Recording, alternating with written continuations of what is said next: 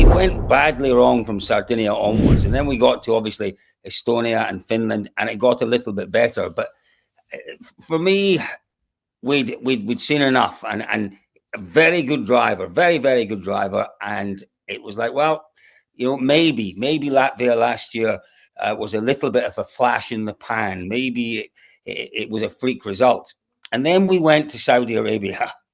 And I have to say it was an enormous surprise, and it was a really pleasant surprise just to see how fast he was, for a number of reasons. You know, one was that we'd heard from the drivers of that the Puma this year that the car maybe wasn't up to it.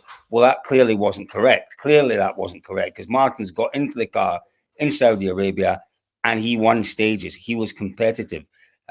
It really was a very, very pleasant surprise for me.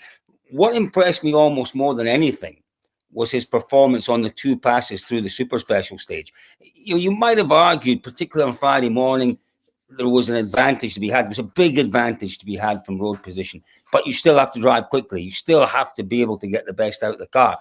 But they went to that super special, 5 kilometers. It wasn't a 1 kilometer stage. It was a 5 kilometer stage. And he won one pass on the super special on tarmac, and he was third quickest on the other pass on the super special, where there was absolutely no advantage whatsoever from road position. And for me, that was almost as impressive as his gravel performances out there. He's made a lot of people rethink their opinions of him from Saudi Arabia. He has the potential. There's absolutely no question. He has the potential to be a very, very, very good driver.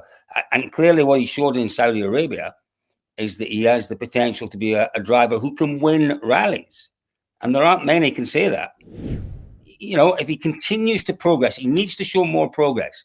But if he continues to progress next year with the opportunities that let's hope he gets, then he's got a very, very good chance of doing something really quite spectacular in 2027.